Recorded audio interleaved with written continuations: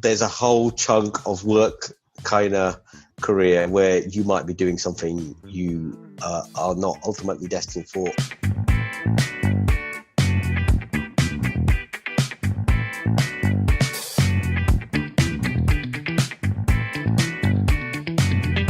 My name's Vinay Solanki and I work at Channel 4. I run a thing which has just been rebranded to Channel 4 Ventures. It used to be called the Commercial Growth Fund. Channel 4 was a TV company. It was set up in 1982. It is owned by the government, which some people forget. It is structured differently to the BBC, which takes a license fee. We are ad funded. That means we make money from the gaps in between shows. That's been a very robust business. We make about £1 billion of revenue a year. And it's really the best way to build a brand. Generally companies, really large, wealthy companies like Apple and Samsung and Amazon buy this inventory or the gaps in between shows.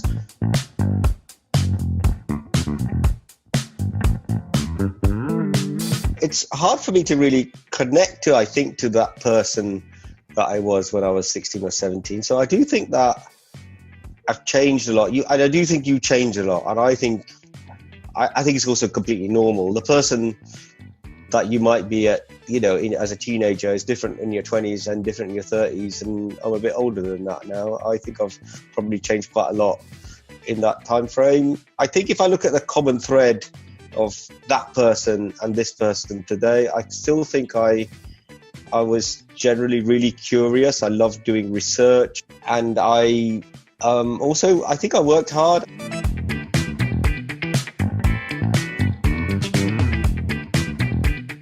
I think I'm quite lucky, and I've often said this at various times. I have a job that plays to a lot of my strengths, but I find I'm constantly learning about something or someone or some behavior or a type of business model or a type of market, and also a human response. Even like in the last 5 to 6 weeks, we've been looking at how humans might respond to being at home more, and perhaps having some of those humans will have less money right now because they'll be worried about job security, but some of them might have potentially more money because they're spending less, there's fewer options.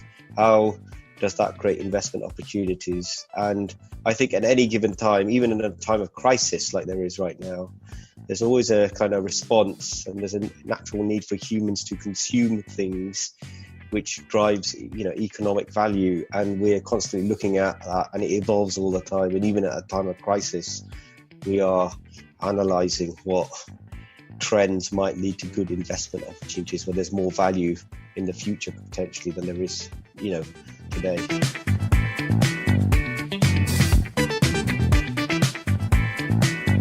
Look, so what do I think high performance teams should look like? And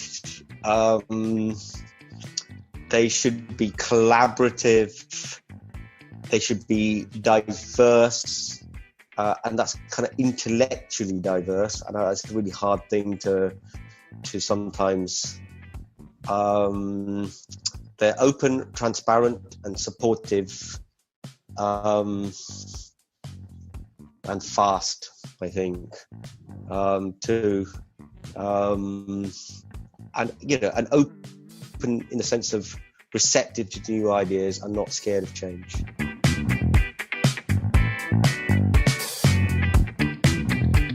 Yeah, I mean, I think to talk about the maths one, I think there was a nagging doubt that I could fail. And I think I recall once, after being at a certain level or expectation, I remember sitting a paper, I was probably 16, and I got well below that expectation. And it was an aberration. I literally thought, oh my God, I am capable of failing. I need to understand what happened there. And I think there was a little chink of vulnerability even that made me seek perfection.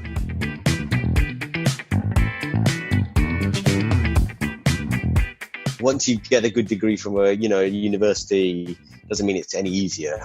It's just, I think it's been hard. It just didn't really get any hard. I thought there would be a moment where things would be a lot easier, and the career path would, I think my 17-year-old self thought, I'll get a good degree and I'll easily get a job of something I want to do. And actually, I probably only started to get the kinds of jobs I wanted to by the time I was 35. So there's a whole chunk of work kind of career where you might be doing something you are not ultimately destined for, or don't like, or you find is a bit hard.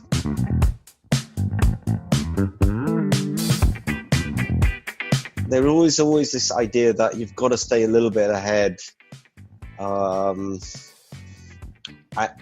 be wary of failure, even if you have had a period of success.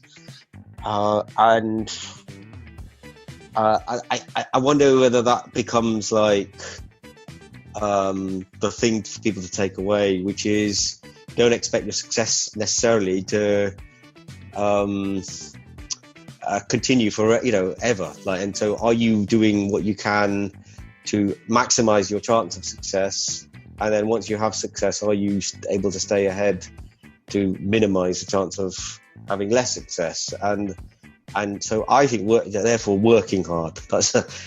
And I think most people, everyone I know, and you can look at it from every segment of kind of success, from the band musician to the DJ to the sportsman, but a lot of them work a lot, hard on strengthening the things that they're really good at, but also working on the things that they're less good at, or at least, and just keep on working.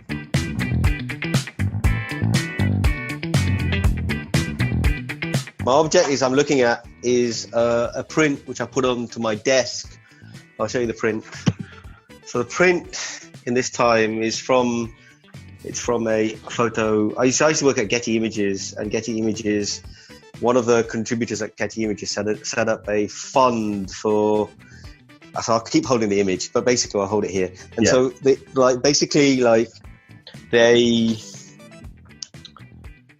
one of the contributors went off to San Francisco and set up a fund to support photographers who are not very well paid, by the way, and they're doing photojournalism.